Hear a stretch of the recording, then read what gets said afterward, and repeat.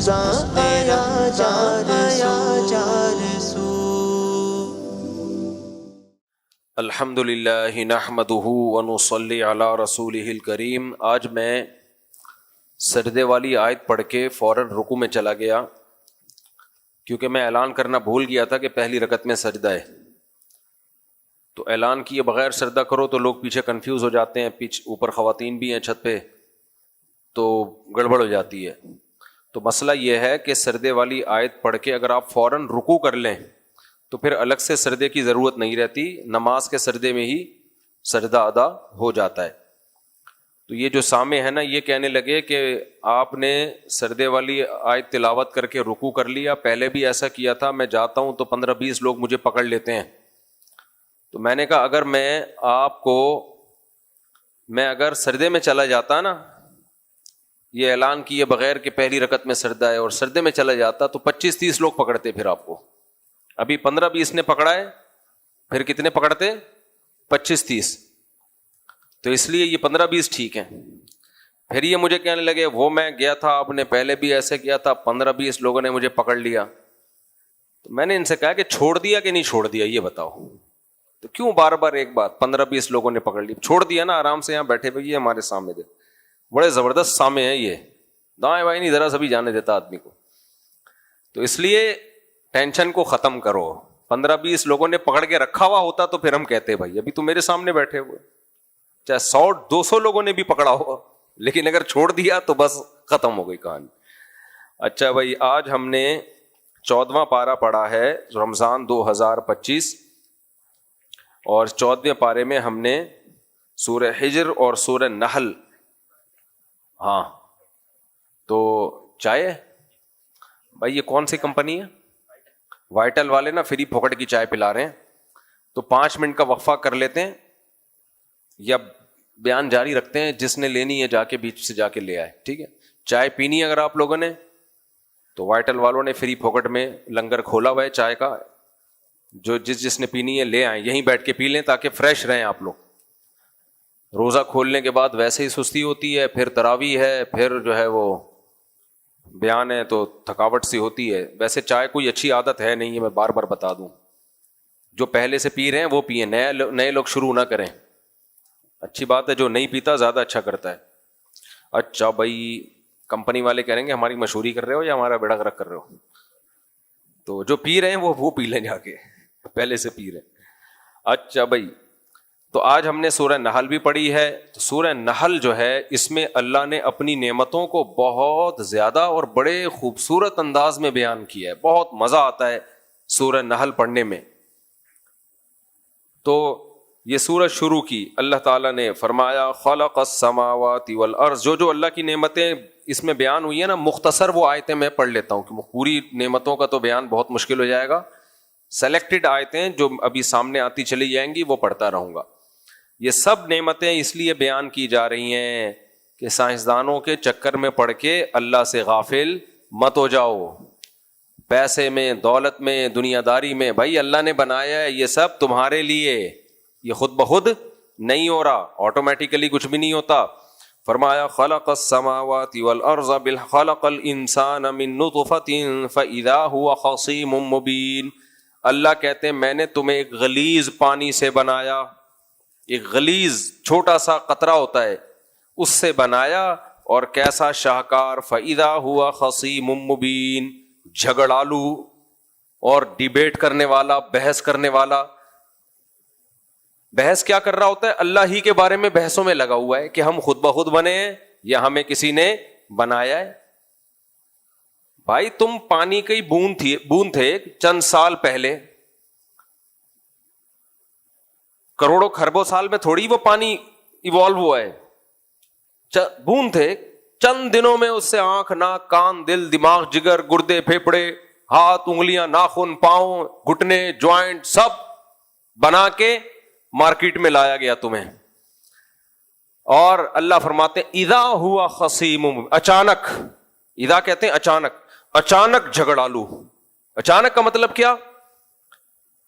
کہ اس کے اس مادے کو دیکھو تو لگے گا کہ یہ تو سروائیو ہی نہیں کر پائے گا، ایسے ہی کچھ بھی نہیں ہے، لیکن ایسی ذہین مخلوق کہ جھگڑے کرنا شروع. اور سورہ یاسین میں کیا اللہ نے کہا جھگڑے بھی کس سے کرتا ہے؟ ہم سے جھگڑا کرتا ہے کہ تو نے نہیں بنایا, ہم خود بخود وجود میں آئے ہیں. اور جو مانتے ہیں اللہ نے بنایا وہ پھر اللہ کی آیات نہیں مانتے, وہ کہتے ہیں بنا تو دیا دوبارہ نہیں بنا سکتا, اس میں جھگڑا کرنا شروع کر دیتا ہے. تو اللہ نے ایک نعمت بیان کی, دیکھو کیسا شاہکار بنایا. والانعام خلقہا, اس نے صرف انسانوں کو نہیں بنایا, انسانوں کے فائدے کے لیے چوپایوں کو بھی بنا دیا اس نے. ہمارے فائدے کے لیے کس کو بنایا؟ جانوروں کو. اور ڈارون نے کہہ دیا ہم بنے ہی جانوروں سے ہیں. لا حول ولا قوت الا باللہ.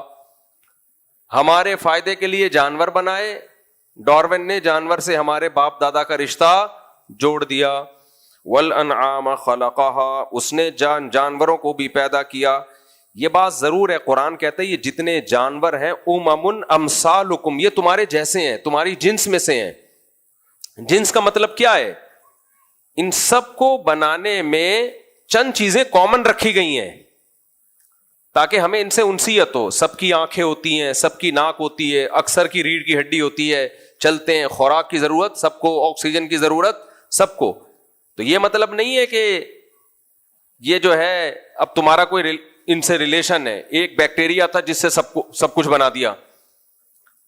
امم امثالکم ضرور ہیں, تمہاری ہی طرح کی مخلوق ہے, ہماری طرح کی کیوں, کچھ مخلوقات ایسی بھی ہیں جو ہماری طرح کی نہیں ہے, وہ ہم وہاں تک پہنچ ہی نہیں سکتے. جنات ہیں اور فرشتے ہیں, وہ سائنس کے دائرہ کار سے ہی باہر ہیں, جو ہم اپنی جنس کی چیزوں کے بارے میں تحقیق کر سکتے ہیں.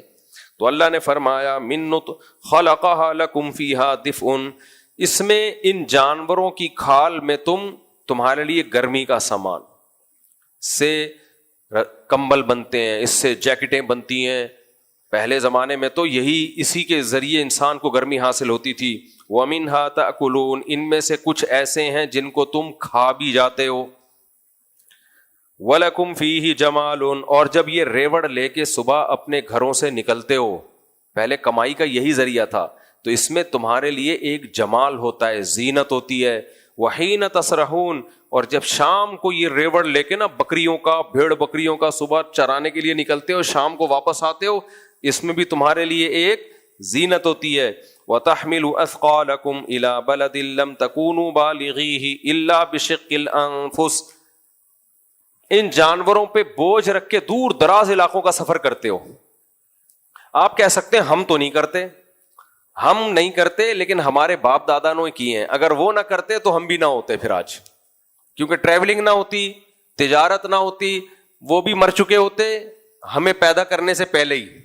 ہماری جدی پشتیوں میں نا انسانیت کی بقا اللہ نے ان جانوروں سے وابستہ کی ہے. پوری دنیا میں جو ملک آباد ہوئے ہیں نا اتنے, یہ یا تو سمندری راستوں سے یا اونٹ کے ذریعے یا گھوڑوں کے ذریعے. تو اللہ فرماتے ہیں ان جانوروں میں والخیل والبغال والحمیر لترکبوها, اسی نے خچر, گھوڑے اور گدھے پیدا کیے تاکہ تم ان پہ سوار ہو. وزینہ, اور اس میں تمہاری زینت ہو. ان سواریوں میں اللہ نے زینت بھی رکھی ہے. آج کا گھوڑا کیا ہے؟ Land Cruiser. آج کا گدھا کیا ہے؟ CD70 رکشا. ٹھیک ہے نا, آپ کہہ سکتے ہو رکشے میں تو زینت نہیں ہے. بھائی آپ کو اللہ نے پیسہ دیا ہے اس لیے آپ کو ایسا لگ رہا ہے. جب کوئی شخص رکشا چلانے والا مارکیٹ سے رکشا نکالتا ہے اور بیٹھتا ہے تو وہ ایسے اس کو لگتا ہے جیسے میں چاند پہ پہنچ چکا ہوں. انسان ہمیشہ مقابلہ اپنے جیسوں سے کرتا ہے. رکشے والوں سے پوچھو تمہیں اس میں کتنا فخر ہے, وہ نا پونپ پونپ بجاتے ہیں جن کے پاس رکشے نہیں ہیں, ان کو چڑھانے کے لیے. بھائی غریبوں میں جو بے روزگار ہیں, جو جن کے پاس رکشا نہیں ہے, تو یہ رکشے والے ادھر سے سائڈیں لگاتے ہوئے جاتے ہیں وہاں سے. ان کے لیے زینت کس میں ہے؟ رکشے میں ہے. تو اللہ کہتے ہیں ان سواریوں میں نے تمہارے لیے زینت بھی رکھی ہے. تو سواریاں بھی انسان کی زینت ہیں. اس سے پتہ چلتا ہے کسی کو سواری میں بیٹھ کے اچھا فیل ہو رہا ہے, اپنی گاڑی میں بیٹھ کے اچھا فیل ہو رہا ہے, تو یہ انسانی نیچر ہے, یہ کوئی بری بات نہیں ہے. شو بازی بری چیز ہے, شو تکبر الگ چیز ہے, دوسرے کو نیچا دکھانا, پونپ پونپ کرنا اس کو, ٹھیک ہے, میرے پاس ہے تیرے پاس نہیں ہے, یہ ہے بچکانہ حرکت. اور اگر آپ کی زینت کی, دیکھو گھر میں بھی ہم چاہیں اگر گھر ایسا بنا سکتے ہیں کہ سونے کی جگہ ہو اور بس پڑے رہو وہاں پہ سادہ. ابھی وہ مفتی حنیف قریشی صاحب, کیونکہ وہ خود بریلوی مکتب فکر کے ہیں نا, اس لیے بیان کرنے میں کوئی حرج نہیں ہے, انہوں نے بتایا کہ ہمارے ایک بزرگ ہیں جو بہت سادہ ہیں, وہ پتہ نہیں کتنے کروڑوں کے بنگلے میں چٹائی پہ بیٹھتے ہیں سادگی کی وجہ سے. سمجھ میں آ رہی ہے بات؟ وہ بیٹھتے چٹائی پر ہیں کیونکہ مزاج میں کیا ہے؟ سادگی. بنگلہ کروڑوں کا ہے, بیٹھے ہوئے اس میں کس پہ ہیں؟ یہ بالکل ایسا ہی ہے جیسے میں قطر یا ایمریٹس کے بزنس کلاس میں سفر کر رہا ہوں نیچے چٹائی پہ بیٹھ کے, کہ چٹائی پہ بیٹھنا سنت ہے. پبلک تو پھر بولے گی نا بھائی صاحب, مفتی صاحب بس کرو یار. تو ہے کیا کریں. خیر, تو اس لیے جو یہ خامخواہ کی چیزیں نہیں کرنی چاہیے. نبی صلی اللہ علیہ وسلم کی سیرت کے دو پہلو ہیں, ایک دین اور ایک آپ کی ذاتیات جو عرب کا کلچر تھا. تو ہمیں آپ کو فالو کرنے کا حکم ایز اے پیغمبر ہے صلی اللہ علیہ وسلم. جن پیغامات میں آپ میسنجر آف گاڈ کی حیثیت رکھتے ہیں صلی اللہ علیہ وسلم, وہ حیثیت جو آپ کی محمد ابن عبداللہ ہے, عربی ہیں, تو وہ تو ایک کلچر ہے, ہر قوم کا اپنا کلچر ہوتا ہے. اس میں ہمیں نبی کو فالو کرنے کا حکم نہیں ہے. کوئی کر لے تو ٹھیک ہے, نہیں کرے تو بھی ٹھیک ہے. کیونکہ آپ کو اگر ہمیں فالو کرنے کا حکم ہوتا, آپ کی حیثیت محمد ابن عبداللہ صلی اللہ علیہ وسلم, اس حیثیت سے کہ آپ عربی تھے, تو بھائی پھر تو ہمیں جو کی روٹی کھانی چاہیے, پھر تو ہمیں ازار پہننا چاہیے. نبی کے دور میں تو یہ والا ڈریس نہیں تھا. پھر تو ہمیں گدھے پہ سواری کرنی چاہیے, جہاز نہیں تھے. ہم یہی کہتے ہیں بھائی وہ کام جو نبی نے کیے ہیں وہ کلچر کی بیس پہ کیے ہیں, عربوں کا کلچر تھا. ہاں, جو کلچر شریعت کے خلاف تھا نبی نے وہ چینج کر دیا, جو غیر شرعی تھا وہ چینج کر دیا. عرب عورتوں کا کلچر تھا سینے پہ دوپٹے نہیں ہوتے تھے, ایسے سینے کھلے ہوتے تھے, بازاروں میں پھر رہی ہوتی تھی. یہ کلچر اسلام کے خلاف, اللہ کے خلاف. اسلام نے اس کلچر کو چینج کیا. یدنین علیہن من جلابیبہن, باہر جب نکلو گی بڑی چادر لے کے نکلو گی. تو وہ کلچر میں ہمیں نبی کو فالو کرنے کا حکم نہیں ہے. ان چیزوں میں کوئی کر لے تو اس کی مرضی ہے, لیکن یہ نہیں. اچھا خیر, تو اللہ فرماتے ہیں کہ ان سواریوں میں تمہارے لیے زینت بھی ہے. جب کسی کو پہلی تنخواہ ملتی ہے اور 0 میٹر بائک لے کے آتا ہے, گاڑی خریدتا ہے, خوش ہوتا ہے, دوستوں کے ساتھ شیئر کرتا ہے, اس میں کوئی خرابی کی بات نہیں ہے. لوگ خامخواہ کے صوفی بن کے ابے دکھا کیوں رہا ہے ہمیں, تو دکھانے دو بھائی. ہاں, چڑھانے کے لیے دکھا رہا ہے تو پھر غلط بات ہے. بعض لوگ چڑھانے کے لیے دکھا رہے ہوتے ہیں, وہ صاحب آج کل آ نہیں رہے جو چڑھانے کے لیے دکھاتے تھے. خیر, آگے اللہ تعالیٰ فرماتے ہیں یم هو الذی انزل من السماء ماء, آسمان سے تمہارے لیے پانی برساتا ہوں, آسمان سے تمہارے لیے. لکم منہ شراب, اس میں مشروب بھی ہے, پیتے بھی ہو. اور آگے بہت ساری نعمتیں اللہ نے بیان کی. زرع والزیتون والنخیل والاعناب, اسی پانی سے کھیتیاں پیدا ہوتی ہیں. اسی اصل میں ابھی ہمیں یہ آیتوں میں پتہ ہے کیوں مزہ نہیں آ رہا, اتنا زیادہ دلچسپی نہیں ہو رہی, کیونکہ سب چیزیں مل رہی ہیں. ہم کہہ رہے ہیں کیا باتیں اللہ تعالیٰ قرآن میں لے کے ہم سے کیا خطاب کر رہے ہیں. تمہارے لیے آسمان سے بارش برساتا ہوں جس سے کھیتیاں پیدا ہو رہی ہیں, چبئی ہو رہی ہیں کھیتیاں. مفتی صاحب شادیوں پہ بیان کرو, یہ کیا آپ نے بور بیان شروع کر دیا ہے. آپ کہہ رہے ہو اللہ آسمان سے پانی برساتا ہے, کیا پیدا ہوتا ہے اس سے؟ کھیتیاں. والزیتون, زیتون پیدا ہوتا ہے, ٹھیک ہے, معلومات ہیں, ٹھیک. والنخیل, کھجور, صحیح ہے, ہوتا ہے, پتہ ہے ہمیں کھجور پانی سے پیدا ہوتا ہے, کیا خیال ہے. اور والاعناب, انگور, ٹھیک ہے, صحیح ہے. ومن کل الثمرات, ہر طرح کے پھل پیدا ہوتے ہیں, تو ٹھیک ہے, ہوتے ہیں. اصل میں مل رہے ہیں ابھی, اس لیے ان آیتوں کی قدر نہیں ہے. جب یہ بند ہو گئے نا, آسمان سے پانی برسنا بند, تو اس کے بعد کیا ہوگا؟ کھجور کے کھیت سوکھنا شروع. ینبت لکم بھی الزرع, کھیتیاں خشک ہونا شروع. کپاس کی فصلیں ختم. ٹیکسٹائل مل والوں کا بیڑا بولو غرق. پھر اس کے بعد اناج, غلہ, گندم, جو, ملٹی گرین آٹا چاہیے. بھائی آٹا ہی نہیں مل رہا مارکیٹ میں. کیوں نہیں مل رہا؟ گندم نہیں ہے. ابے امریکہ سے منگوا لو. بھائی امریکہ میں بھی بارش ختم, بارش ہی نہیں ہو رہی, کہاں سے منگوائیں؟ اس کے بعد پھر ہمیں یہ آیتیں سمجھ میں آئیں گی. اے اللہ, آٹے سے بھی گئے, گھاس پھوس گیا, گوشت گیا, سب کچھ ختم. ایک بارش ہے جس نے زندگیاں دی ہوئی ہیں ہمیں. صرف ایک بارش روک لینا اللہ تو سارے انسان عاجز آ جائیں گے. پھر وہ چائنا پلاسٹک کے انڈے بنا کے بیچے گا اور کوئی آپشن نہیں ہوگا ہمارے پاس. اور وہ کہاں سے بیچے گا؟ وہ پہلے سچی مچی کے انڈے کھائے گا تو پلاسٹک کے انڈے بنائے گا نا. پلاسٹک کے انڈے کھا کے تھوڑی ان کی مشینوں پہ وہ کام کر سکتے ہیں. تو نتیجہ کیا نکلے گا؟ پھر ہم قرآن کھول کے دیکھیں گے اللہ نے کچھ فرمایا تھا قرآن میں. وہ یہ فرمایا تھا انزل من السماء ماء، میں ہوں جو آسمانوں سے پانی برساتا ہوں جس سے تمہارے لیے کھیتیاں پیدا کرتا ہوں، زیتون پیدا کرتا ہوں، درخت پیدا کرتا ہوں. یہ سب ایک پانی سے پیدا ہو رہے ہیں. یہ کس کی قدرت ہے؟ اللہ کی. انسان بیٹھ کے کیلکولیشن کر رہے ہیں. ایکچولی پانی جب زمین میں جاتا ہے نا تو ایکچولی وہ ایک پروسیس ہوتا ہے جس کی وجہ سے پودا پیدا ہو جاتا ہے. اس پروسیس کا قرآن انکار نہیں کر رہا. وہ پروسیس بیج میں رکھا کس نے ہے؟ اللہ نے. ایسے خاندانی سافٹ ویئر انسٹال کر دیے بھائی، پانی لگتا ہے اور بیج زمین کا سینہ پھاڑ کے نکل کے باہر آتا ہے. اور کیسی خوبصورت کومپل اور کیسا زبردست آہستہ آہستہ تناور درخت، پھر پھول، پھر پھل. یہ پورا ایک پروسیس ہے جس سے اللہ تعالیٰ بیج کو گزارتے ہیں. آگے اللہ تعالیٰ فرماتے ہیں وَسَخَّرَ لَكُمُ اللَّيْلَ وَالنَّهَارَ، تمہارے لیے اس نے دن اور رات کو بھی مسخر کر دیا. دن بھی تمہاری خدمت کے لیے بنایا اور رات بھی تمہاری خدمت کے لیے بنائی. اگر یہ دن ختم نہ ہو، دن ہی دن ہو، تو دیکھو تمہارا حشر نشر ہو جائے گا.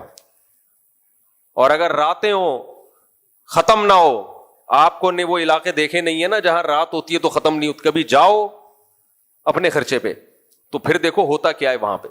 تو یُنبِتُ لَكُمْ، اللہ فرماتے ہیں رات ہے، وَالشَّمْسَ وَالْقَمَرَ، سورج بھی تمہاری خدمت میں. آج کل سائنسدانوں نے سورج کے قریب ایک راکٹ کو بھیجا ہوا ہے. بڑی زبردست ویڈیوز آ رہی ہیں. وہ سورج سے جو شعلے نکل رہے ہیں نا، ہزاروں کلومیٹر اوپر تک جاتے ہیں وہ شعلے، اور اس سے جو آوازیں آ رہی ہیں وہ ساری تصویریں ناسا کو وہ مشین بھیج رہی ہے. بول رہی ہے بھائی یہ آگ کا گولا ہے، ٹھیک ہے، اتنا 9 لاکھ گنا بڑا زمین سے. زمین کو سیکنے کے لیے اللہ نے بنا دیا، مجھے اور آپ کو روشنی دینے کے لیے. اتنی انرجی، پتہ نہیں کہتے ہیں کتنے سینکڑوں ایٹمی دھماکے. جو ہم ایٹم بم پھاڑتے ہیں نا جس سے پورا ناگاساکی تباہ ہو گیا تھا، ایسے کتنے دھماکے روزانہ ہو رہے ہیں اس میں، اور انرجی بن رہی ہے اور لائٹ پیدا ہو رہی ہے اس سے. اور وہ اس کائنات کا ایک چھوٹے سے ذرے کا ذرہ ہے وہ سورج. تو اللہ فرماتے ہیں تمہاری خدمت میں لگا دیا سورج کو اور چاند کو. وَالنُّجُومُ مُسَخَّرَاتٌ بِأَمْرِهِ، اور جتنے ستارے ہیں وہ بھی انسان کی خدمت کے لیے. کیسے ہیں ہمیں نہیں پتا، اللہ بہتر جانتا ہے. إِنَّ فِي ذَلِكَ لَآيَاتٍ لِقَوْمٍ يَعْقِلُونَ، اس میں بڑی نشانیاں ہیں ان لوگوں کے لیے جو عقل سے کام لیتے ہیں. دل سے کام لیتے ہیں یہ نہیں فرمایا، کیونکہ خواہشات کی طرف چلا جاتا ہے دل. عقل سے کام لیتے ہیں. آگے اللہ فرماتے ہیں وَمَا ذَرَأَكُمْ فِي الْأَرْضِ مُخْتَلِفًا أَلْوَانُ، زمین میں اس نے جو کھیتیاں تمہارے لیے پیدا کی ان کے رنگوں میں کتنا اختلاف ہے. کلر دیکھ لو ان کے، ایک کوئی انتہائی سرخ، کوئی گرین چینل. سبزیوں میں بھی ہر طرح کے فرقے ہیں، ٹھیک ہے نا. ان کے ذائقوں میں اختلاف دیکھو کتنا زیادہ ہے. اس میں بھی بڑی نشانیاں ہیں. وَهُوَ الَّذِي سَخَّرَ الْبَحْرَ، اللہ ہے جس نے سمندر تمہارے لیے بنا دیا، مسخر کر دیا، یعنی تمہارے کام میں لگا دیا. لِتَأْكُلُوا مِنْهُ لَحْمًا طَرِيًّا، تاکہ تازہ گوشت کھاؤ اس میں سے، اور اس میں سے زیورات نکالو جس سے تم پہنتے ہو، وہ تمہاری زینت ہے. سمندر کے اندر جو مخلوق ہے وہ خشکی سے ہزاروں گنا زیادہ ہے. کبھی ڈاکومنٹریز دیکھو آپ، ایسی مخلوق اور ایسی مچھلیاں پیدا کر دی کڑوے پانی میں، انتہائی کڑوا پانی. سائنسدان کیا کرتے ہیں، جب کوئی اللہ کی قدرت ہمارے سامنے آتی ہے نا تو پھر کہتے ہیں اصل میں یہ تو اس لیے ہو رہا ہے. پانی کا اتنا بڑا ذخیرہ، یہ اگر نمکین نہ ہوتا تو سڑ چکا ہوتا. یہ اگر نمکین نہ ہوتا تو پانی جو ہے نا سمندر کا لاکھوں سال میں بیڑا غرق ہو چکا تھا. تو اللہ نے اس میں کیا پیدا کر دیا؟ نمک. اتنا نمک ڈال دیا اس میں کہ بھائی یہ خراب نہیں ہوگا. ہزاروں سال پہلے بھی سمندر ایسا ہی تازہ تھا جیسا آج ہے. اب بھائی اب جب اتنا نمک ڈال دیا تو اتنے نمک میں تو بیکٹیریا مر جاتے ہیں، جانور مر جاتے ہیں، چیزیں کیا ہو جاتی ہیں؟ مر جاتی ہیں. اللہ نے انتہائی نمکین پانی میں ایسی مخلوقات پیدا کر دی کہ اتنی قسمیں کہ وہ ساری قسمیں ابھی تک دیکھی نہیں گئی ہیں. اور زمین کا سب سے بڑا جانور بھی اللہ نے ویل مچھلی وہ بھی پانی کے اندر پیدا کیا. وہ اتنا بڑا ہوتا ہے کہ وہ ایک دفعہ سینڈ سپٹ میں نا ایک ویل مچھلی کی لاش نکلی تھی, تو وہ لڑکوں نے نا اس کو, بہت پرانی بات ہے, تو اس کا منہ کھول کے بیچ میں ڈنڈا لگایا ہوا تھا نا تاکہ وہ, تو اس کے داڑھ پہ جا کے بندہ بیٹھا ہوا تھا ایک اسٹول کے طور پر. اس کی ایک داڑھ جو تھی نا وہ ایسے تھے جیسے کرسی, اس کرسی پہ بیٹھا ہوا ہے اور اپنی تصویریں. اس زمانے میں زیادہ موبائل تو تھا ہی نہیں نا, اخبار میں آئی تھی تصویر. تو پھر کسی نے بتایا کہ یہ ویل مچھلی کا بچہ ہے. یہ کیا ہے؟ ویل مچھلی کا بچہ. اتنے کڑوے پانی میں اتنی بڑی, اس کا پیٹ کون بھرتا ہے؟ کیا خیال ہے بھائی؟ شکر ہے زمین پہ نہیں ہے. فیملی پلاننگ والے بے ہوش ہو جاتے, بولتے ایک بچہ پیدا ہونے سے غربت اتنی بڑھتی ہے, یہ اتنی بڑی مخلوقات پیدا ہو رہی ہیں. لیکن وہ مخلوق پیدا بھی ہے, کھلا بھی رہا ہے اللہ اس کو, اس کی نسل بھی بڑھ رہی ہے, انجوائے بھی کر رہی ہے لائف کو. سمجھ رہے ہو؟ سب کو پیدا کیا, سب کو کھلا رہا ہے اتنے سخت کڑوے پانی میں. تو ہر طرح کی مخلوق پیدا کی ہے. سورہ نور میں کیا ہے؟ واللہ خلق کل دابۃ مما, اللہ کہتے ہیں ہر مخلوق کو میں نے پانی سے پیدا کیا ہے. جتنی بھی جاندار ہے نا یہ سب ان کی بیس کیا ہے؟ واٹر, پانی سے. فمنہم من یمشی علی بطنی. دیکھو ہم جب ایک مخلوق دیکھتے ہیں نا تو ہم یہ فیصلہ کرتے ہیں اس کے بغیر زندگی ممکن نہیں ہے, لیکن اللہ اس سے وہ آلات چھین لیتا ہے جس کے بارے میں ہم کہتے ہیں اس کے بغیر زندگی ممکن نہیں ہے, اس کو اس کے بغیر زندہ رکھ کے دکھاتا ہے. ہم نے جب انسانوں کو دیکھا ہم نے کہا بھائی دل کے بغیر زندگی ممکن نہیں ہے, اور لنگس کے بغیر زندگی ممکن نہیں ہے. مچھلی دل ہی نہیں ہے اس کا, بلڈ ہی نہیں ہے اس میں, بلڈ نہیں ہوتا مچھلی کا. پھر سانس کیسے لیتی ہے؟ پانی کے اندر. ہم نے کہا بھائی پانی کے اندر اس کے اصل میں گلپھڑے ہوتے ہیں, تو یہ پانی کے باہر سانس نہیں لے سکتی. اللہ نے ایسی مخلوق بھی پیدا کی جو پانی کے اندر بھی سانس لے سکتی ہے, پانی کے باہر بھی. ہر طرح کی. اللہ کہتے ہیں کچھ ایسے ہیں جو چلتے ہیں, 4 ٹانگوں پہ چلتے ہیں, کچھ ایسے ہیں جو 2 ٹانگوں پہ چلتے ہیں, اور کچھ ایسے ہیں جن کو چلنے کے لیے ٹانگیں ہی نہیں چاہیے, اور سب سے زیادہ اسپیڈ بھی انہی کی ہوتی ہے. سانپ دیکھ لو جب بھاگتا ہے نا جنگل میں, اف کیا اسپیڈ سے بھاگتا ہے وہ, جبکہ اس کی ٹانگیں بولو نہیں ہے. لہذا وہ ڈرتا بھی نہیں ہے کیونکہ کان پہ ٹانگتی نہیں ہے. کیا خیال ہے؟ اس لیے وہ نہیں ڈرتا. آج مجھے سمجھ میں آیا کہ سانپ کو ڈر کیوں نہیں لگتا, اس لیے کہ اس کی کانپیں ہی نہیں ہے جو ٹانگیں ہی نہیں ہے جو کانپیں. تو خیر, تو ڈرتا ہے, ایسا نہیں ہے سانپ نہیں ڈرتا. تو ہر طرح کی مخلوق پیدا کر دی. یہ بھی سمندروں کے اندر جا کے دیکھو ایسی ایسی مچھلیاں آپ کو, کلرفل مچھلیاں. اف, ڈاکٹر ہارون یحییٰ ایک سائنسدان گزرا ہے, اس نے ایتھیزم کے خلاف بہت کام کیے, سائنٹسٹ تھا بڑا زبردست. اس کی ایک کتاب میں نے بچپن میں پڑھی تھی. اس نے ان مچھلیوں کی تصویریں اس میں دکھائی تھیں کہ جو جانور اللہ نے جیسا پیدا کیا ہے نا اس کو ڈیفنس کا نظام اسی کے حساب سے دیا ہے, اس کا ڈیفنس. کچھ مچھلیاں بہت سست ہوتی ہیں, اتنی سست ہیں کہ وہ تو زندہ رہ ہی نہیں سکتی, ان کو تو بڑی مچھلیاں کھا جائیں, اور پہاڑوں کے اندر سر دے کے رہتی ہیں. اللہ کی قدرت دیکھو, وہ پہاڑ کے اندر وہ مچھلی کا سر ہوگا, دم پہ نا اللہ نے اسی مچھلی کی تصویر بنائی ہوئی ہے. اس تصویر سے مچھلیاں دھوکا کھاتی ہیں کہ یہ ہماری طرف دیکھ رہی ہے, ہم اس پہ اٹیک نہ کریں. سمجھ میں نہیں آ رہی بات بھائی. کسی کے پیچھے سے اٹیک کرنا آسان ہوتا ہے نا, اس کو ڈیفنس کا موقع ملے گا نہیں. اب یہ مچھلی کی فطرت ہے منہ دینا کسی چٹان میں, تو اب اس کی دم باہر ہوتی ہے, اس کو تو بڑے آرام سے نوالا بنایا جا. بڑی مچھلی آئی پیچھے سے اٹیک کرے اور سمجھے کہ بھائی یہ تو دفاع کر نہیں سکتی, بالکل مچھلی کے چہرے جیسی تصویر اس کی دم پہ بنی ہوئی ہے, اور اس کو مچھلیاں دیکھ کے ڈر رہی ہوں کہ نہیں تو ہمیں دیکھ رہی ہے, حالانکہ وہ اس کو پتا بھی نہیں کہ اللہ نے میری دم پہ بنائی ہوئی ہے تصویر. یہ بھی ایک قسم ہے مچھلیوں کی, آپ نیٹ پہ سرچ کریں گے آ جائیں گی سامنے. اور بھائی یہ ڈیفنس کا نظام خود بخود وجود میں نہیں آ سکتا, خود بخود وجود میں نہیں آ سکتا. آپ نے دیکھا ہوگا بہت سے کیڑے ایسے ہیں جو ذرا سا خطرہ بھانپتے ہیں ایک دم گھننے بن کے پڑ جاتے ہیں, دیکھا ہوگا نا آپ نے. یہ کیوں ہے؟ جتنے شکاری جانور ہیں نا زیادہ تر وہ ہلتی ہوئی چیزوں پہ اٹیک کرتے ہیں, تو اللہ نے ان کو ڈیفنس کا یہ نظام دیا کہ جہاں خطرہ ہو نا تم ایسے بن جاؤ جیسے مردہ پڑے ہوئے ہو, تو وہ جانور چھوڑ دیتا ہے پھر ان کو, وہ کہتا ہے یہ تو مرا ہوا ہے. تو یہ کہاں سے میرے بھائی, یہ خود بخود نہیں ہو سکتا. کچھ ایسے ہیں یہاں سے اٹھا کے تیر نکال کے ارطغرل کی طرح پھینک رہے ہوتے ہیں, وہ جنگلی چوہے ہوتے ہیں نا, تیر نکال کے فائر کرتا ہے باقاعدہ. ابھی میں افریقہ کے جنگلوں میں جب تھا تو وہاں ایک جانور دیکھا, اس کو پتہ نہیں کیا کہتے ہیں, واٹر کر کے کچھ, وہ کیا کرتا ہے, اس کو پانی بہت چاہیے, پانی کے قریب رہتا ہے, پانی کے قریب رہے گا تو شکار بہت ہوگا اس کا, تو اس کو اللہ نے ڈیفینس کا یہ سسٹم دیا ہے, شیر جب اس کے پیچھے بھاگتا ہے نا تو وہ پیچھے سے پیشاب مارتا ہے زور سے, وہ اتنا بدبو دار پیشاب کی پچکاری مارتا ہے کہ شیر اس کی بدبو دیکھ کے غائب ہو جاتا ہے وہاں سے. یہ اللہ نے اس کو ڈیفینس کا نظام دیا. ایک تو بڑا ہی عجیب منظر دیکھا میں نے, شیروں کی کچھار تھی, وہ جا رہے تھے کہیں شکار کرنے, آگے ہرن تھا, پیچھے سے سیٹی کی آواز آئی مجھے, جیسے وہ نہیں کراچی کے لونڈے لپاڑے کر کے سیٹی مار رہے ہوتے ہیں, بالکل ایسے آواز آئی. شاید یہ میں نے ولاگ میں بھی بنایا ہے, ویڈیو بھی میں بھی دکھائی ہے, وہ سیٹی سنائی ہے.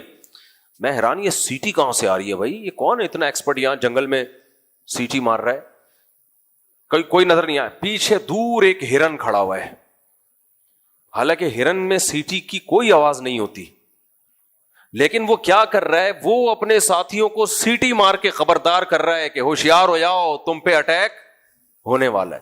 ایسی سیٹی مار رہا ہے بھائی دور کھڑا ہو کر بار بار. کیا نظام ہے یار, یہ سیٹی بھی ایوالو ہو کے خود بخود اس کو اتنی عقل آ گئی کہ میں نے اپنے دوستوں کی حفاظت بھی کرنی ہے, کل مجھ پہ بھی یہ دن آ سکتے ہیں. تو کیا پورا ایک بھائی مینجمنٹ ہے, یہ آٹومیٹیکلی نہیں ہو سکتا. جلدی میں آیتوں کو ترجمہ کر دیتا ہوں.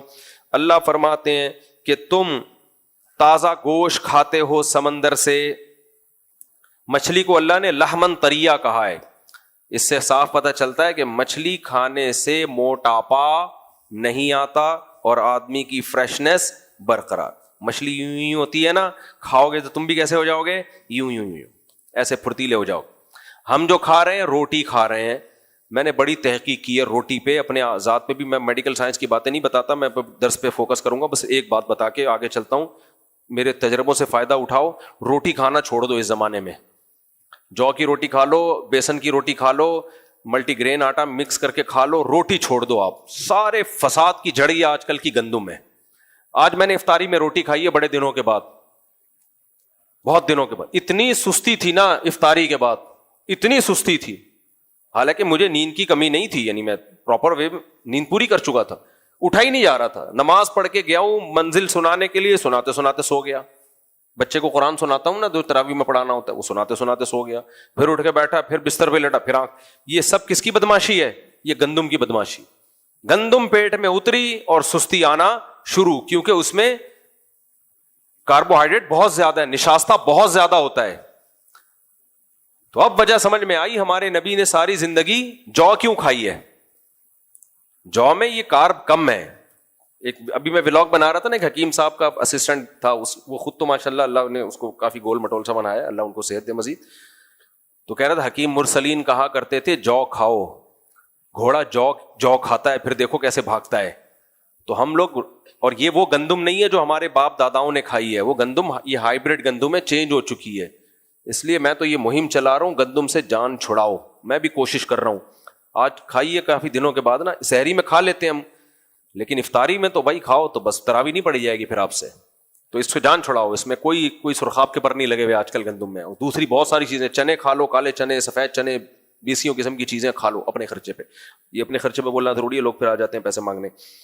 اچھا میرے بھائی, اللہ کہتے ہیں تم مچھلی نکال کے کھاتے ہو تازہ, تو ویجیٹیرین اس نعمت سے محروم. وہ مچھلی بھی نہیں کھاتا, وہ پاپڑ کھاتا ہے خالی, ٹھیک ہے نا.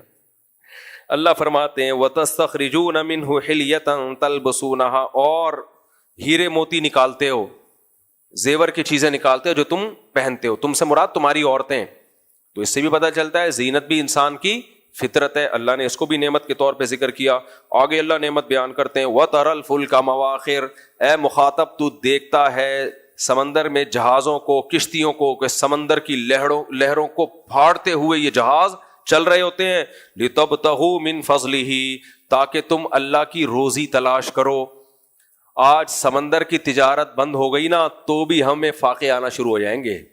اتنا کچھ سمندروں کے ذریعے آتا ہے, گندم آ رہی ہے, یہاں سے چاول جا رہا ہے, وہاں سے یہ آ رہا ہے, وہاں سے یہ آ رہا ہے, سب بیڑا غرق, جہازوں پہ, ہوائی جہازوں پہ نہیں لے جا سکتے یہ سب مال ہم. اتنے بڑے بڑے پہاڑ جیسے جہاز, میں تو رہا ہوں نا پہلے پاکستان نیوی میں کچھ وقت میں رہا ہوں, تو ایسے بڑے بڑے جہاز ہم نے دیکھے, آدمی حیران ہوتا ہے. اس میں ہمیں یہ کنٹینر ایسے لگ رہے تھے جیسے ماچس کی ڈبیاں رکھی ہوئی ہیں چھوٹی چھوٹی. تو کتنا زیادہ مال سمندر کے راستے ایک ملک سے دوسرے ملک ہم ٹرانسفر کر دیتے ہیں. تو اللہ کہتے ہیں اس سے لاکھوں کروڑوں لوگوں کا روزگار وابستہ.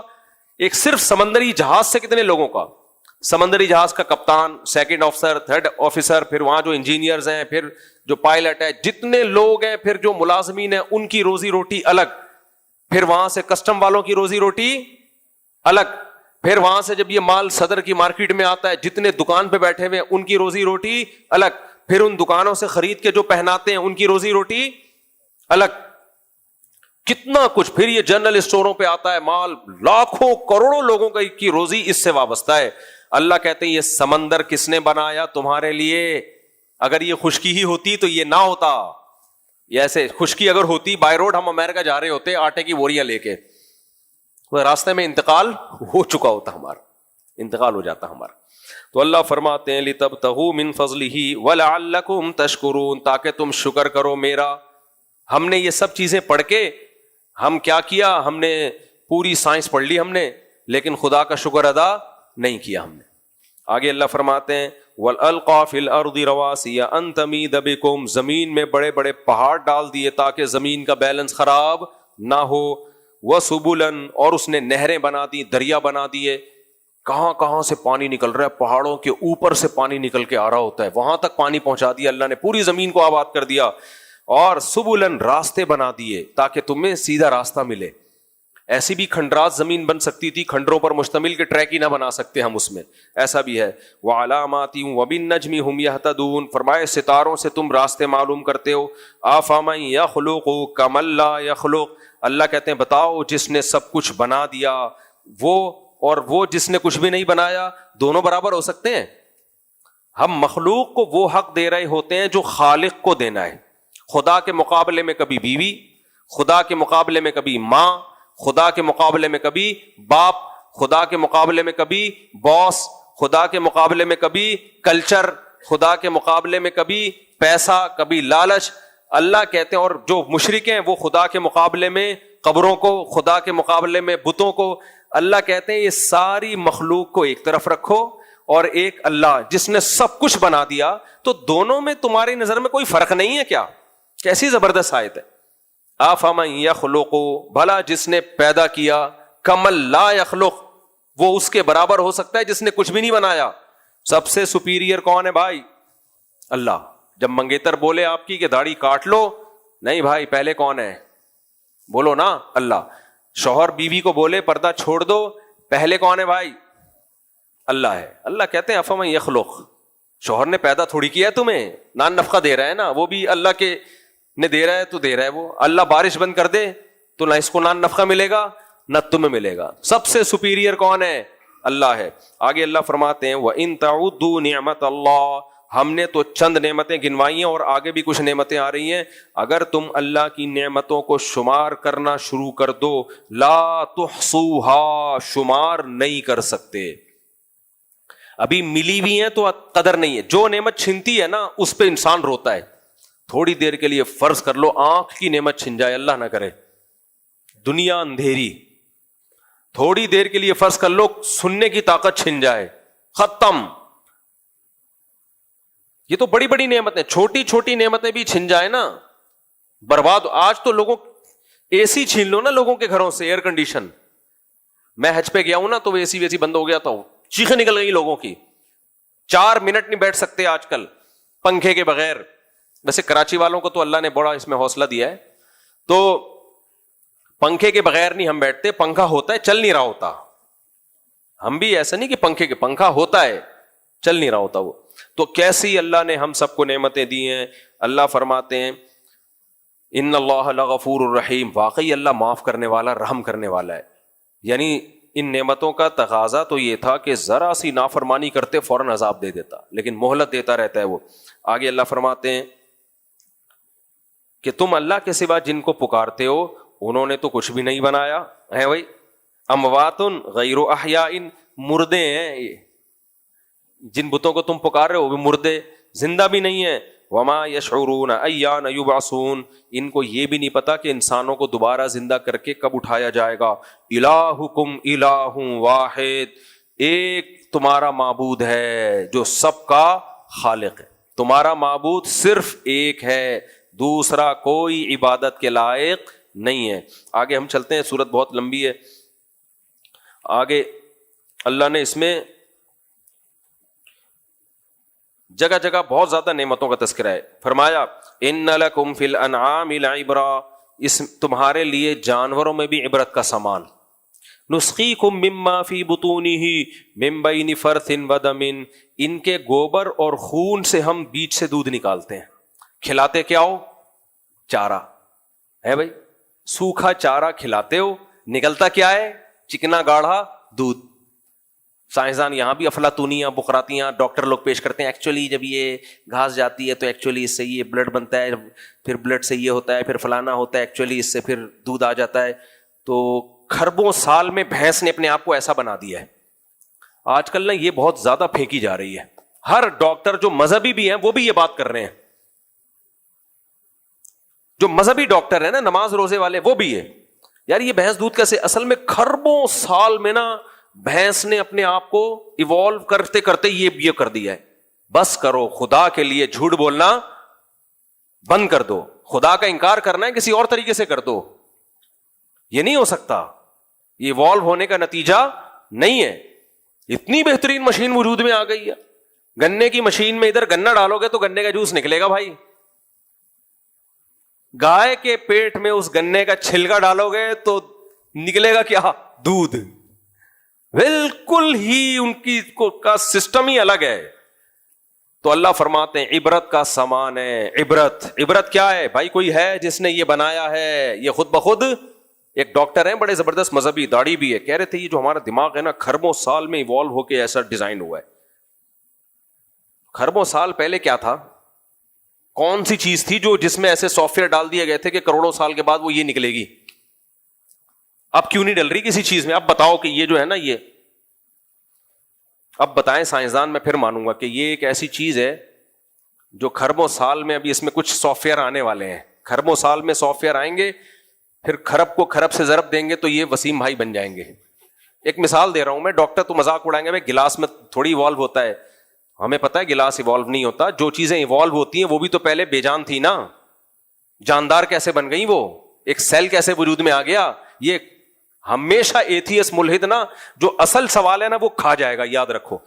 جیسے میں بار بار کہتا ہوں قادیانی سے جب آپ سوال کرو گے نا, پہلے ہم کہتے ہیں بھائی مرزا غلام احمد کا نیک انسان ہونا ثابت کر, نبوت بات کی چیز ہے. وہ یہ سوال کھائے گا ہمیشہ, نیک انسان ہونا ہی ثابت کرے گا. وہ آئے گا ڈائریکٹ نبوت پہ. تو ہر باطل نا ایک بیسک غلطی کر رہا ہوتا ہے, اس کو پی جاتا ہے وہ. جیسے اہل حدیث سے جب آپ پوچھو گے نا طلاقوں کا کہ بھائی اجماع ہے, تو وہ ادھر ادھر دیوبندی نے لکھا, فلاں نے لکھا, اچھا یہ بھی کہتے ہیں فلاں صحابی 3 کو 1 کہتے تھے, فلاں تابعی 3 کو. کہاں کہتے تھے؟ کدھر لکھا ہوا ہے؟ کوئی سند تو پیش کرو. یہ سوال ہمیشہ یہ لوگ پی جائیں گے. تو ہر باطل جو ہے نا, جو بیسک سوال ہوتا ہے اس کو ہمیشہ پی جاتا ہے وہ, وہیں اس کو پکڑنا ہوتا ہے. یہ کہنے پر گورنمنٹ کی طرف سے کوئی پابندی نہیں, فلاں صحابی کہتے تھے, فلاں تابعی کہتے تھے, فلاں امام کا مذہب کہہ دو. کوئی گورنمنٹ کی طرف سے عبداللہ بن عمر کا بھی یہ فتویٰ تھا, فلاں کا بھی فتویٰ تھا, اس طرح بولتے رہتے ہیں, ان کا بھی یہ فتویٰ. ابے کہاں ہے؟ کوئی ضعیف سند تو دکھا دو نا, کچھ دکھاؤ نا. ہم تو آپ سے بول رہے ہیں نا, ہم تو پاگل تھوڑی ہے جو دعویٰ کر رہے ہیں کسی ایک صحابی سے ضعیف حدیث سے بھی ثابت نہیں ہے صریح طور پر کہ 1 کو 3 کو 1 کہا انہوں نے. تو ابھی ٹاپک نہیں ہے, میں ادھر نہ چلا جاؤں. تو ایتھیس بھی ایک بدماشی کرتا ہے, کہتا ہے اصل میں یہ دماغ ایوالو ہو کے یہاں تک آیا, یہ خربوزہ ایوالو ہو کے یہاں تک آیا. کمبختو, یہ شروع کہاں سے ہوئے؟ یہ شروع کیسے ہو گئے؟ وہ سیل کیسے کہہ رہے ہیں اصل میں یوں ہوا تھا پھر یوں سیل بن گیا. وہ سیل کے جو بیسک اکائی ہے نا وہ اتنی پیچیدہ ہے کہ خود سائنسدان ہی کہتے ہیں کھربوں سال میں بھی ایسا اتفاق نہیں ہو سکتا, کھربوں سال میں بھی. اور ہوگا تو وہ دھڑام سے ختم ہو جائے گا اسی وقت. اگر اتفاق سے ہو بھی گیا نا تو دھڑام سے ختم ہو جائے گا. میں نے اس کو کئی دفعہ مثالوں سے سمجھایا ہے, لیکن پھر ہماری تفسیر رہ جائے گی کہ وہ کیسا اتفاق ماننا پڑے گا تب جا کے یہ سب چیزیں ہوں گی, اور وہ اتفاق سے ایسا اتفاق ہو ہی نہیں سکتا, امپاسبل ہے وہ. تو اس لیے اللہ تعالیٰ نے فرمایا تمہارے لیے جانوروں میں عبرت ہے. میں کیوں بار بار یہ ڈاکٹروں کو لتاڑتا رہتا ہوں کہ ان ساری قرآنی آیتوں کا انہوں نے ڈارون کی تھیوری کے نظریے میں لا کے بیڑا غرق کر دیا, جو انسان کے لیے سب سے مضبوط دلیل تھی اللہ کو پہچاننے کی. تو اللہ فرماتے ہیں تم سوکھا چارہ کھلاتے ہو اور نکلتا کیا ہے, گوبر اور دودھ. گوبر اور خون بنتا ہے اس سوکھے چارے سے, اور اس گوبر اور خون کے درمیان سے ہم تمہارے لیے دودھ پیدا کرتے ہیں. وہ کتنا مزے کا, خالصاً, اللہ کہتے ہیں اس میں نہ گوبر کی بدبو نہ گوبر کی رنگت, اور نہ اس میں پیشاب کی بدبو نہ پیشاب کی رنگت, اور نہ خون کی بدبو نہ خون کی رنگت. اور جب یہ تو اس کا کلر ہے, اور مزے کا کتنا ہوتا ہے, سائغ للشاربین, پینے والوں کے حلق میں پھسلتا چلا جاتا ہے, مزے کا اتنا ہوتا ہے. اس سے یہ بھی پتا چلا دودھ بھی پینے کی چیز ہے. جس چیز کی قرآن تعریف کر رہا ہے اس کو چھوڑو نہیں. آج کل یہ بھی نئی نئی رپورٹیں آ رہی ہیں دودھ نہیں پینے چاہیے, ایکچولی کر کے نا ڈرامے بازی. ہاں یہ ضرور ہے کہ دودھ اس طریقے سے پیو جس طرح نبی نے پیا ہے. نبی نے دودھ کھانے کے طور پہ استعمال کیا ہے. ایسا نہیں ہے کہ ہم 2 پراٹھے کھائیں اس کے بعد 1 گلاس دودھ پئیں. یہ والا دودھ اسلام میں ثابت نہیں ہے. میں نے دودھ کے بارے میں جتنی حدیثوں کی تحقیق کی, جتنی حدیثیں نکالی, اس پر ایک بیان بھی دیا تھا. ایک ہاسپٹل میں میرا ڈاکٹروں میں بیان تھا. تو جتنی حدیثیں ہیں نا ان میں ہمیں ملتا ہے چند باتیں دودھ میں آپ کو رکھنی پڑیں گی سامنے. سب سے پہلے دودھ تازہ ہونا چاہیے, بلکہ اس سے بھی پہلے دودھ آرگینک. بکری چرتی ہوئی, گھومتی ہوئی, پھرتی ہوئی, دھوپ میں پھرے, وہ بھینس گائے دھوپ میں چلتی پھرتی. ہم کیا کرتے ہیں, اب ہمارے ایک دوست ہیں ان کی گائے دودھ ایسا دیتی ہے جیسے چینی ملائی ہوئی ہے دودھ میں. آپ نے, میں نے دیکھا وہ کھلا کیا رہے ہیں, کیک اور پیسٹریاں کھلا رہے ہیں اپنی گائے کو. بیکری میں جتنا آئٹم رات کو بچا ہوا ہوتا ہے سارا ان کے باڑے میں آتا ہے, اور گائے کھاتی ہے, اور دودھ میں اس کی خوشبو آ رہی ہوتی ہے, اور لوگ وہیں سے دودھ لیتے ہیں. یار اس کا دودھ بغیر چینی کے اتنا ٹیسٹی. کیک کھلا کے جب دودھ نکالو گے تو یہ والا دودھ نہیں ہے, یہ جو قرآن میں لکھا ہوا ہے نا یہ والا دودھ, بولو نہیں بھائی. دودھ تو چرنے والی, حدیث میں بھی حکم ہے کہ چرنے والی گائے کا دودھ پیا کرو. تو اس پہ میں نے حدیث کا پورا ریفرنس ایک بیان میں نے بیان کیا تھا کہ چرنے والا جانور, نبی کے دور میں اونٹ چرتے تھے, کھلے پھرتے تھے, جڑی بوٹیاں کھاتے تھے, بکری بھی گائے بھی. آج جو ہم لوگ ہیں وہ پراٹھے کھلا رہے ہیں بکری کو, گائے کو. ونڈے نا آج کل نیٹ پہ, یہ ونڈا کھلاؤ بھینس موٹی ہو جائے گی, دودھ ایسا نہیں, وہ تو ہو جائے گی موٹی, اور پہلے اور کم موٹی ہے پہلے. اور پھر دودھ اس کا گاڑا کے نا چکر میں پڑا کریں. جتنا دودھ گاڑا ہوگا اتنا فیٹ اس میں زیادہ ہوگا, منرلز کم ہوں گے, فیٹ زیادہ ہوگا. دودھ گائے, پنجاب کی گائے کا دودھ میں کم ذائقہ ہوتا ہے لیکن صحت کے لیے اچھا ہوتا ہے. چرتی ہے, دھوپ میں پھرتی ہے, گھاس کھاتی ہے. ایک بات تو یہ. دوسری بات یہ کہ دودھ بالکل فریش اور تازہ. میرے علم میں کوئی ایسی حدیث نہیں ہے نبی نے بوائل کر کے دودھ پیا ہو, ابال کے. ہم جب دیر سے دودھ پیئیں گے, رکھ دیں گے اس کو, تو بوائل کرنا پڑے گا ہمیں, جرمز بہت تیزی سے آتے ہیں اس میں. تو دودھ فوراً ادھر نکالا ادھر پیا, اس طریقے سے دودھ پیئیں آپ. تیسری چیز کہ ہمیں حدیثوں میں جو ملتا ہے, نبی صلی اللہ علیہ وسلم نے شدید بھوک میں دودھ پیا ہے, اور کھانے کی جگہ. اور یہ صحیح حدیث سے بھی یہ بات ثابت ہے. آپ نے فرمایا دودھ وہ کھانا ہے جو کھانے اور پینے دونوں کے قائم مقام ہے. کھانے کی ضرورت بھی پوری کرتا ہے اور پینے کی ضرورت بھی پوری کرتا ہے. جبکہ ہم دودھ کو ایک مشروب کے طور پہ لیتے ہیں, ڈرنک کے طور پہ لیتے ہیں. حدیث سے پتا چلتا ہے ڈرنک بھی ہے لیکن یہ کھانا ہے, لنچ ہے, یہ ڈنر ہے, یہ ناشتہ ہے, بس ٹوٹل یہی ختم. تو اس طرح سے پیئیں گے تو فائدہ ہوگا. اب اس طرح ہم لوگ جیسے کہاں پی سکتے ہیں, ہمیں تو توند بھرنی ہے, بھوک لگ رہی ہے, تو پہلے ہم پراٹھے وراٹھے پھوڑ پاڑ کے, ڈبل روٹیاں پھوڑ دی, پراٹھے پھوڑ دیے, پیزے پھوڑ دیے, برگر پھوڑ دیے. اس کے بعد حکیم صاحب نے کہا 1 گلاس دودھ پی کے سونا چاہیے. اب نہیں پینا چاہیے, اب بربادی کے علاوہ کچھ بھی حاصل بولو نہیں ہوگا. اچھا چوتھی چیز, کتنی 3 نمبر ہو گئے نا, اس پہ ایک الگ سے کلپ بنا کے چلا دینا. چوتھی چیز اس میں چینی نہیں ڈالنی ہے. بچوں کو بچپن سے دودھ میں چینی ڈال کے عادی بناتے ہیں. نبی نے شہد بھی نہیں دودھ میں ڈالا, بلکہ دودھ شہد میں ڈال کے پیش کیا گیا تو آپ نے ناپسند کیا اس کو. وہ تو خیر ایک آپ کی طبیعت میں دنیا سے بے رغبتی بھی تھی. اب یہ تو ڈاکٹر سے پوچھیں شہد ڈالنے کے نہیں آنا, لیکن جو حدیث میں ہے خالی کیا, خالی دودھ, بس وہی کھانے کی جگہ, بس ختم. جب آپ کو بہت شدید بھوک لگ رہی ہے, دودھ پیا, پیٹ بھر لیا, ختم. بس یہ پورا آپ کا لنچ ہو گیا, آپ کا ڈنر ہو گیا, تو پھر فائدہ ہوگا. ایسے کون پیتا ہے میرے بھائی؟ اور حقیقت میں بتاؤں, آپ ایک دفعہ اس کی عادت ڈال دو, مزہ نہ آئے پیسے واپس. ابھی یہاں ایک جاننے والے تھے, ان کے ابا 100 سال سے بھی زیادہ میں فوت ہوئے ہیں. وہ یہی کرتے تھے, شدید بھوک میں اتنا دودھ پیتے بس ختم, اس کے بعد کچھ نہیں کھانا پینا انہوں نے.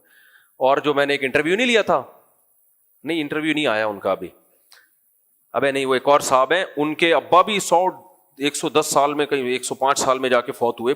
ارادہ ہی نہیں تھا ماشاءاللہ ان کا فوت ہونے کا, بڑی عمر, حکیم تھے وہ. وہ کیا کرتے تھے, صبح بس انڈے اور دودھ بس, اور پھر کچھ بھی نہیں کھانا. کم, تبھی ہم کہتے ہیں کم کھاؤ کوالٹی کھاؤ. ہم زیادہ کھانے کو فوکس کرتے ہیں, کھانے کی کوالٹی نہیں دیکھتے. میں بھی یہ باتیں کر رہا ہوں, آپ سمجھ رہے ہیں سب پتہ نہیں, باتیں کر رہا ہوں میں, ہم بھی آگے پھوڑ پھاڑ دیتے ہیں. چلو, تو باتیں کرنے پر گورنمنٹ کی طرف سے کوئی پابندی نہیں, باتیں تو اچھی کرے نا انسان, دودھ کو بدنام نہ کرے, کیونکہ دودھ جو نبی نے پیا ہے وہ اس طریقے سے پیا ہے. اچھا ہم آگے چلتے ہیں. آگے اللہ تعالیٰ فرماتے ہیں ان فی ذلک لآیہ, ہاں, ومن ثمرات النخیل والعناب واوحى ربک الی النحل. اللہ کہتے ہیں دیکھ تیرے رب نے شہد کی مکھی کو وحی کر دی ہے, اس کے دل میں اللہ نے ڈال دیا ہے. کیا ڈال دیا ہے؟ ان اتخذی من الجبال بیوتا, کہ پہاڑوں پر تو اپنا گھر بنا. ومن الشجر, درختوں پہ چھتا جو بناتی ہے, یہ ایوالو ہونے کا نتیجہ ہے بھائی. کھربوں سال میں اس نے یہ سیکھ لیا.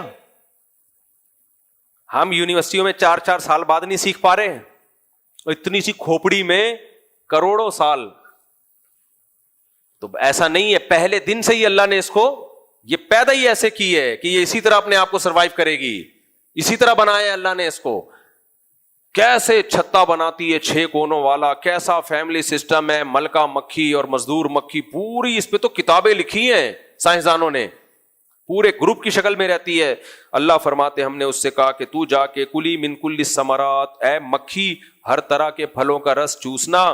فسلکی سبل ربک ذللا, اور تو بائے ایئر جتنے لمبے راستے طے کرے گی تیرے رب نے وہ راستے مسخر کر دیے ہیں, راستے نہیں بھولے گی تو.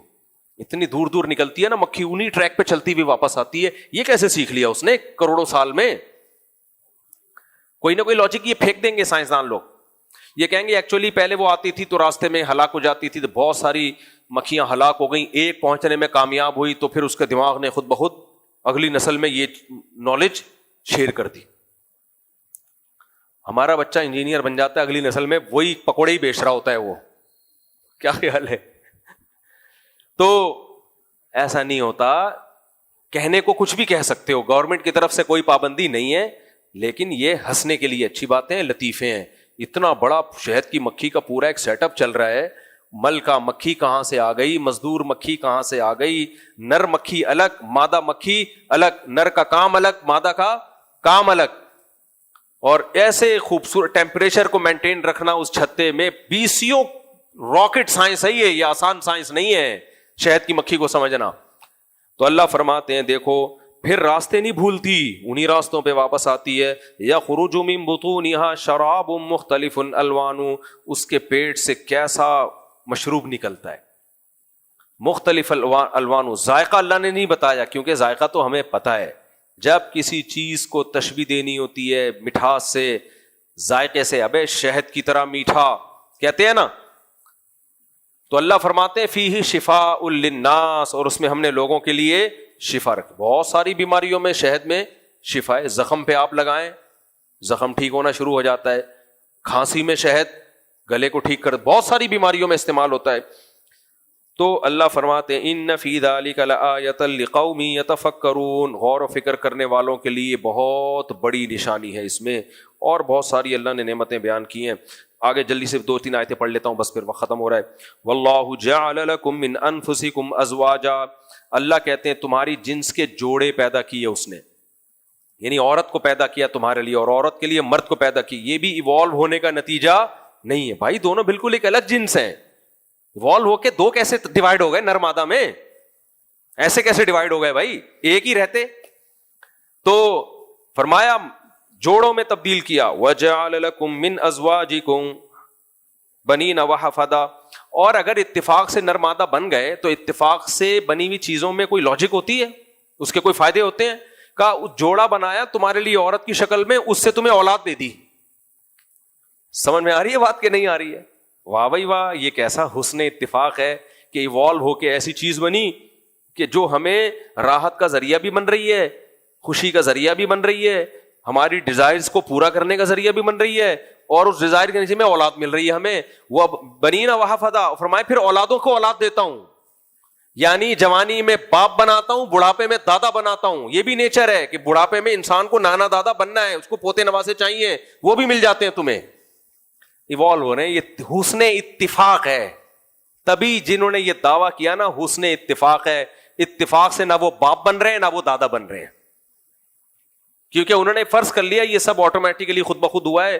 تو گرل فرینڈ بناؤ, پھر جب گرل فرینڈ بنے تو نہ اولاد مل رہی ہے اور نہ بڑھاپے میں دادا نانا بن رہے ہیں.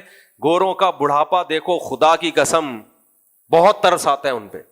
مولانا طارق جمیل صاحب کا ہم نے 30-40 سال پہلے کہیں بچپن میں بیان سنا تھا. وہ کہہ رہے تھے کہ انگریزوں کی جوانی سے متاثر مت ہو, ان کا بڑھاپا دیکھو. اب میں نے اپنی آنکھوں سے جا کے دیکھ لیا. جاپانیوں کی ٹرینوں سے متاثر نہ ہو, جس سائنسدان نے وہ ٹرین بنائی ہے اس کا بڑھاپا دیکھا کرو. بولو یار تجھے ٹرین بنانے کا کیا صلہ ملا؟ تنہائی تنہائی, نہ پوتے نہ بہویں نہ بیٹے نہ بیٹیاں نہ نواسے نہ نواسیاں. گڑیا خرید خرید کے لوگ بڈھیوں کو دے رہے ہوتے ہیں. ہاں گاؤں دیہاتوں میں کچھ ان کے حالات ٹھیک ہیں, بہتر ہے. شہروں میں پڑھے لکھے لوگوں میں تو پروگرام ان کا برباد ہو گیا. تو اللہ فرماتے ہیں اللہ کی یہ نعمت ہے, اس نے تمہارے لیے بیوی کو پیدا کیا, جوڑے کو پیدا کیا, اور اس سے تمہیں اولاد اور پھر اولادوں کی اولاد دیتا ہے. تو یہ بھی ایک نعمت ہے. افبالباطل یؤمنون, فرمایا کیا تم باطل پر ایمان لے کر آتے ہو, جس نے یہ کچھ بھی نہیں دیا تمہیں, جو ان باتوں کو مانتے ہی نہیں ہے, اللہ کو چھوڑ کے ان کی طرف جا رہے ہو. وبنعمت اللہ ہم یکفرون, اور اللہ کی نعمتوں کا انکار کر رہے ہو تم. جلدی سے 2 آیتیں اور پڑھ لیتا ہوں, بہت زبردست صورت ہے یہ. آگے اللہ فرماتے ہیں واللہ اخرجکم من بطون امہاتکم, اللہ ہے جو تمہیں تمہاری ماں کے پیٹ سے باہر نکالتا ہے. کتنا بڑا زبردست ایک قدرت کا ایک شاہکار ہے. بنتے رہتے ہیں ماں کے پیٹ میں, 9 مہینے تیار ہو جاتے ہیں, تو باہر آنے کا ٹائم, چلو بھائی یہ بن چکا ہے, کنسٹرکشن کا کام مکمل ہو چکا ہے, اب اسے دنیا میں لے کر آؤ. فرمایا جب وہ باہر نکالتا ہے لا تعلمون شیئا, تمہیں کچھ پتا نہیں ہوتا مجھے ماں کے پیٹ میں کون بنا رہا تھا, کیسے بنا رہا تھا. ماں تو پیٹ میں بوجھ لیے لیے چل رہی ہوتی ہے, خود ماں کو نہیں پتا کہ قدرت کی کیسی شاہکاریاں اللہ میرے بطن میں کر رہا ہے. فرمایا پورا بنانے کے بعد ہم تمہیں باہر نکالتے ہیں. اس سے بھی پتہ چلتا ہے کہ یہ جو آپریشن سے بچے ہو رہے ہیں یہ ڈاکٹر نکال رہے ہیں, یہ اللہ نہیں نکال رہا. بیمار سوسائٹی میں ہزاروں میں 2-4 ہوتے ہیں, ہمیشہ سے ہوتے رہے ہیں جو کیس بگڑ گیا. لیکن یہ ولادت کا عمل یہ نیچرل ہے, اس میں اصولی طور پر تو ڈاکٹر کی ضرورت ہی نہیں ہے, ضرورت ہی نہیں ہے. ڈاکٹر کی حکیم کی ضرورت وہاں ہوگی جہاں اولاد نہ ہو رہی ہو. اولاد نہ ہونا نیچرل ہے, نیچرل نہیں ہے. اولاد ہونا تو نیچرل ہے, اس کو بھی ایک بیماری بنا دیا گیا ہے. اور پھر وہ جو قصائی بنے ہوئے ہیں نا ڈاکٹر, جو چیر پھاڑ آپریشن. پہلے تو ہمارے پاس فون آئے کرتے تھے, خود ہسپتال والے بتاتے تھے بھائی ہمیں اتنا ٹاسک, ہمیں اتنا مہینے سال کی ارننگ پوری کرنی ہوتی ہے, تو اس کے لیے ہمیں آپریشن مجبوری ہے ہماری. ڈاکٹر کہتے ہیں کہ اسپتال میں اگر ہم نہیں دیں تو وہ ہمیں نکال دیں باہر, ہمیں آپریشن کرنا پڑتا ہے. تو یہ جو ہر دوسری تیسری خاتون کو آپریشن ہو رہا ہے یہ نیچرل نہیں ہے, خوب سمجھ لو. یہ ڈاکٹروں کی بدماشی ہے, کیونکہ ایک نیچرل پروسیس ہے.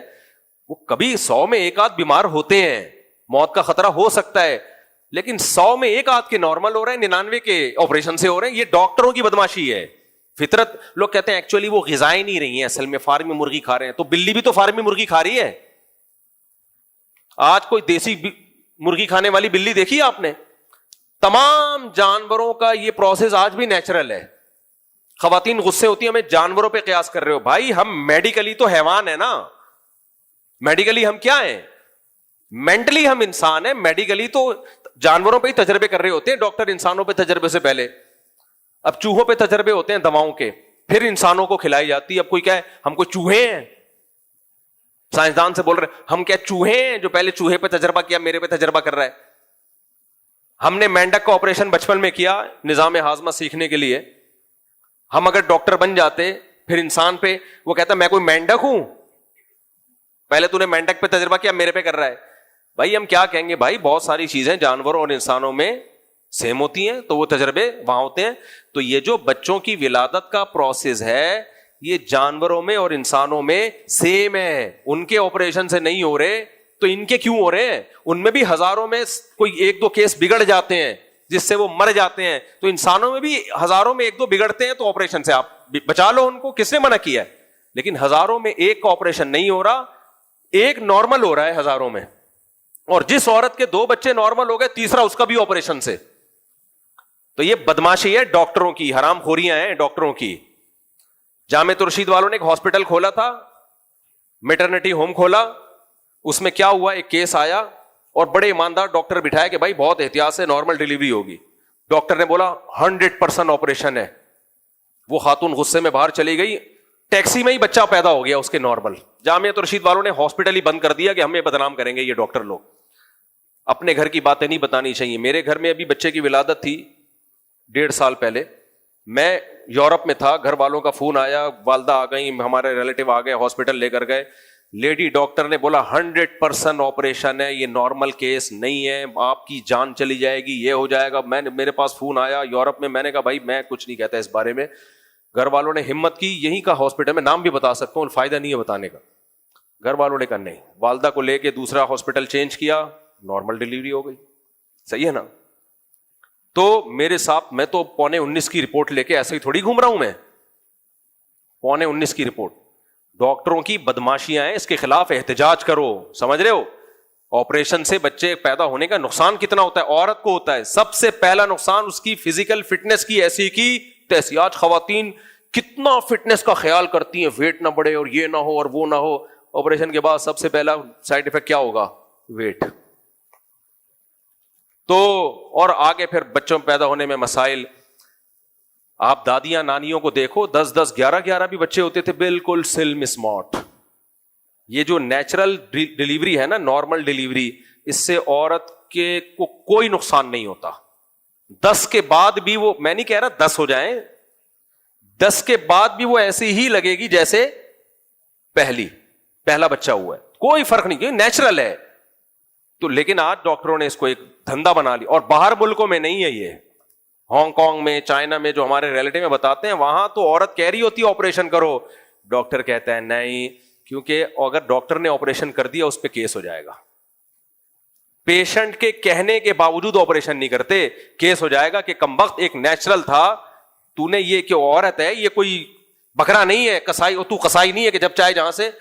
جب بکرا ہم ذبح کرتے ہیں تو کبھی ہم یہاں سے کاٹ رہے ہوتے ہیں, کبھی یہاں سے کاٹ رہے ہوتے ہیں, تو وہاں کیس ہو جاتا ہے. امریکہ میں, کینیڈا میں, جاپان میں کیس ہو جاتا ہے. صرف ہمارے انڈیا کا مجھے نہیں پتا کیا چل رہا ہے, ہمارے ملک میں بدماشی ہے, دبا کے بدماشی ہو رہی ہے.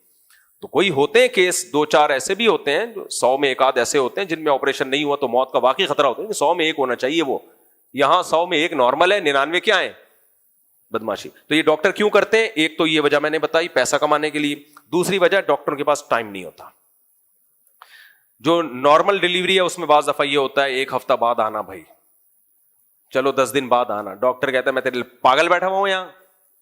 جو لیڈی ڈاکٹر ہے نا گائنی کی, وہ کہتی ہے چھوڑو یار اس کو, لاؤ مارکیٹ میں, ابھی ٹائم نہیں ہے ہمارے پاس. صحیح ہے, اور بھی بہت سارے غم ہے زمانے میں. تو یہ سب بدماشی ہے, تو اس کا حل ہونا چاہیے, اس کے خلاف آواز اٹھاؤ. چلو میرے بھائی, اب پیشنٹ تو ڈاکٹر سے لڑ نہیں سکتا نا. ڈاکٹر کہتے ہیں موت کا خطرہ ہے, وہ کیا کرے گا بھائی؟ خطرہ ہے تو اب کیا کریں, وہ تو ڈر گیا بیچارہ, اس کا تو وہ تو رسک تھوڑی لے گا وہ. کیونکہ بعض دفعہ ہوتا بھی ہے خطرہ, بعض دفعہ ہی ہوتا ہے, اتنا نہیں ہوتا جتنا ان لوگوں نے بنا دیا. بس آیت کو میں مکمل کرتا ہوں. تو اللہ نے فرمایا اخرجکم من بطون امہاتکم, اللہ نے تمہیں تمہارے ماؤں کے پیٹ سے باہر دنیا میں لاتا ہے. لا تعلمون شیئا, تمہیں کچھ بھی پتہ نہیں ہوتا اس نے کیسے تمہیں بنایا, کتنی بڑی تمہیں نعمت دے دی زندگی کی. سب کچھ کر رہا ہوتا ہے اور تم بڑے ہو کر اسی کو بھول جاتے ہو. پھر آگے اللہ فرماتے ہیں الم یروا الی الطیر مسخرات فی جو السماء, دیکھتے نہیں یہ پرندے ہواؤں میں کیسے اڑتے ہیں, فضا میں کیسے بیلنس ان کا قائم ہوتا ہے. آپ نے دیکھا چیلوں کو کیسے کبھی یوں اترتے ہوئے اپنے پروں کو جیسے جہاز میں نہیں پیچھے پر نکل رہے ہوتے ایسے ہی یہ روکتے ہیں. تو یہ کیسے ہواؤں میں اڑ رہے ہیں, ما یمسکہن الا اللہ, ہواؤں میں ان کو اللہ کے سوا کوئی بھی نہیں تھامتا. ان فی ذلک لآیات لقوم یؤمنون, اس میں ایمان ڈالنے والوں کے لیے بڑی بڑی نشانیاں ہیں. اور بھی بہت ساری اللہ نے اپنی نعمتیں بیان کی کہ کیسے تم جانوروں کے چمڑوں سے گھر بناتے ہو, یوم ظعنکم و یوم اقامتکم, ایسے موویبل گھر ہوتے ہیں جو سفروں میں بھی تمہارے کام ہوتے ہیں.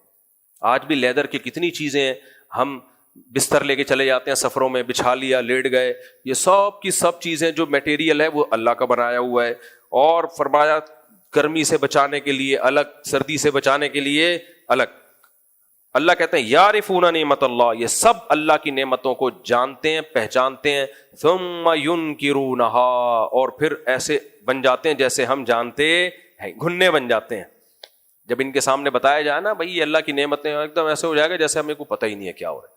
کوئی بات نہیں میرے بھائی, ابھی کچھ بھی نہیں ہوگا, موت کے بعد سب سامنے آ جائے گا. اللہ ہمیں اس دن سے پہلے سدھرنے کی توفیق عطا فرمائے. کافی آج کے لیے یہ اعلان ایک ہے بھائی, سن لیں.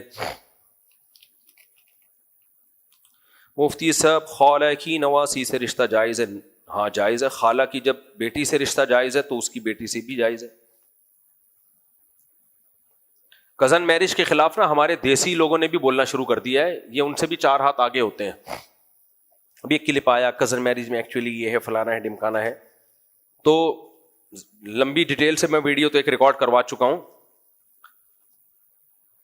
لڑکی جب 35 سال کی ہو جائے نا تو اس کے اولاد ہونے میں رسک کزن میرج سے بھی زیادہ ہے. اولاد کے افیکٹڈ ہونے میں, معذور ہونے کا رسک وہ کزن سے بھی زیادہ ہے. تو جب بھی کزن میرج کے بارے میں آپ سے کوئی بات کیا کرے نا, اسلام نے کزن میرج, یا آپ کزن سے شادی کرنا چاہ رہے ہو اور کباب میں ہڈی بن رہا ہو کہ نہیں اس سے یہ ہوگا فلانا ہوگا ڈمکانا ہوگا, تو بولیں کہ بھائی یہ ریسرچ ہے کہ 35 سال کی لڑکی اگر ہو جائے تو اس سے اولاد میں بھی معذوری, بچے کے معذوری کا امکان زیادہ ہوتا ہے, اور وہ امکان کزن میرج کی نسبت زیادہ. تو جتنے بھی ملحد اور دیسی اور یہ ٹوپی ڈرامے لوگ چل رہے ہیں آج کل, یہ لوگ لڑکی کی جلدی شادی کے قائل نہیں ہیں. یہ سمجھ رہے ہو, بی بی سی کی رپورٹ میں نے خود پڑھی تھی, ایک سائنسی رپورٹ تھی کہ لڑکی کی بالغ ہونے کے بعد جتنی کم عمری میں شادی ہوگی اولاد کے ہیلدی ہونے کے چانس اتنے ہی زیادہ ہیں. مگر اس رپورٹ کی بیس پہ ان کمبختوں نے, بے غیرتوں نے کبھی جلدی شادی کو پروموٹ کیا ہے؟ کزن کے پیچھے ہاتھ دھو کے پڑے ہوئے ہیں, کیونکہ مسلمانوں کا فیملی سسٹم بہت مضبوط ہے. میں مانتا ہوں کزن میں کچھ چانس ہوتا ہے, لیکن وہ رسک اتنا کم ہے کہ اس کی بیس پہ سوسائٹی میں جو کزن میرج کو ختم کرنے کے نقصانات ہیں وہ زیادہ ہیں.